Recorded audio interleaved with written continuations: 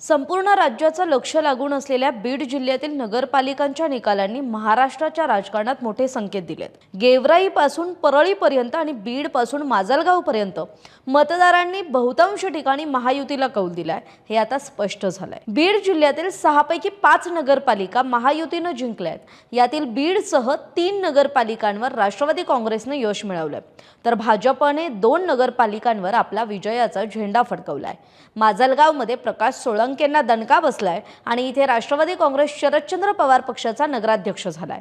आता बीड जिल्ह्यातील सर्व नगरपालिका आणि नगर परिषदांच्या निकालावर नजर टाकूयात। बीडमध्ये नगराध्यक्षपदी राष्ट्रवादी काँग्रेसच्या प्रेमलता पारवे यांनी भाजपच्या डॉक्टर ज्योती घुमरे यांच्यावर विजय मिळवलाय।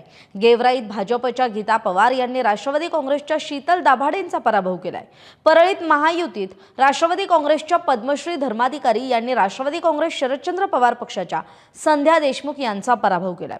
धारूरमध्ये राष्ट्रवादी काँग्रेसचे बालाभाऊ जाधव यांनी भाजपचे राजाभाऊ निर्मळ यांचा पराभव केलाय। माजलगावात राष्ट्रवादी काँग्रेस शरदचंद्र पवार पक्षाच्या शिफा बिलाल चाऊस यांनी भाजपच्या संध्या मेंढके यांचा पराभव करून नगराध्यक्ष पद मिळवलंय।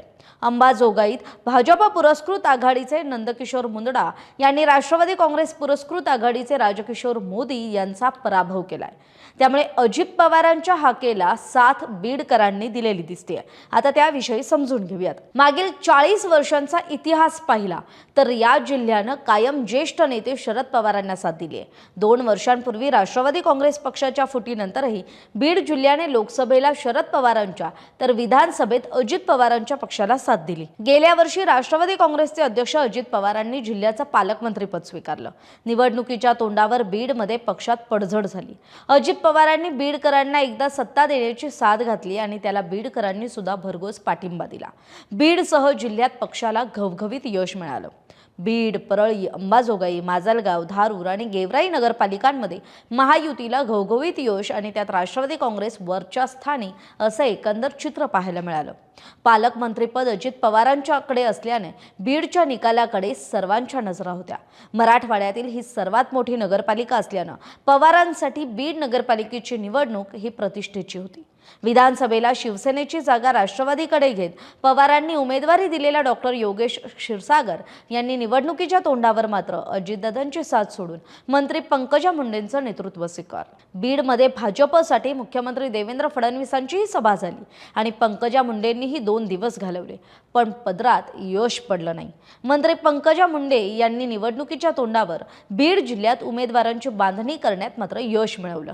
इतिहासात भाजपला सर्व जागा लढता आल्या।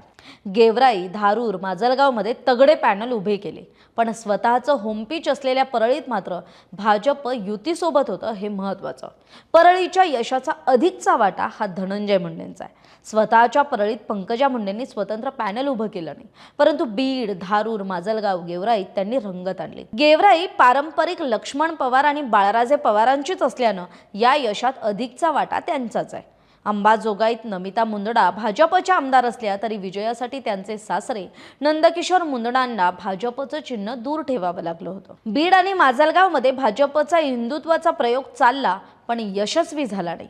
राष्ट्रवादीचे दुसरे आमदार प्रकाश सोळंके यांनी त्यांच्या मतदारसंघातील धारूर नगरपालिकेवर भाजपची सत्ता उलटवून लावली, पण त्यांच्याच माजलगावमध्ये राष्ट्रवादी काँग्रेस शरदचंद्र पवार पक्षानं बाजी मारली। आता क्षीरसागरांची हुकूमत ही बीड नगरपालिकेत मोडीत निघाली। कशी तर बीड नगरपालिकेत यंदा जरा चित्र वेगळं होतं। बीड नगरपालिकेवर मागील 35 वर्षांपासून क्षीरसागरांची हुकूमत होती। अजित पवारांच्या बारामती पिंपरी चिंचवड विकास मॉडेलवर विश्वास ठेवत बीडकरांनी घड्याळाच्या टिकटिकला पसंती दिली। मागील 35 वर्षांपासून शहरावर सत्ता गाजवणाऱ्या क्षीरसागर घराण्याला मतदारांनी मात्र स्पष्ट नकार दिला। राज्यात सर्वाधिक काळ नगराध्यक्ष पदाचा विक्रम हा डॉक्टर भारतभूषण क्षीरसागर यांच्या नावे। ऐनवेळी फुटीमुळे राष्ट्रवादीची बीडची धुरा मात्र आमदार विजयसिंह पंडितांच्या खांद्यावर आली। त्यांनी सुद्धा अजित पवारांच्या प्रतिष्ठेसाठी गेवराईची रिस्क घेतली आणि बीड सांभाळलं।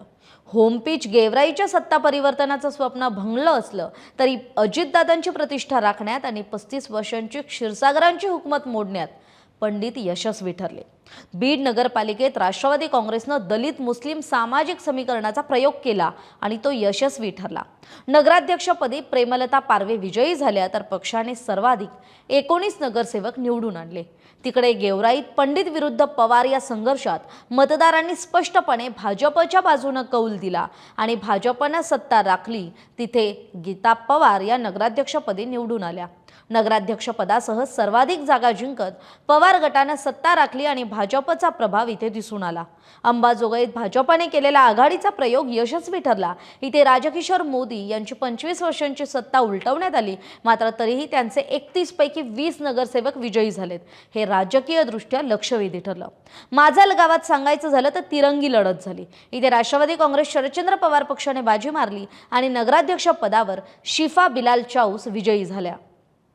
धारूरमध्ये आमदार प्रकाश सोळंकेंच्या नेतृत्वाखाली भाजपची सत्ता उलटवण्यात आली आणि राष्ट्रवादी काँग्रेसचे बालाभाऊ जाधव हे नगराध्यक्ष झाले।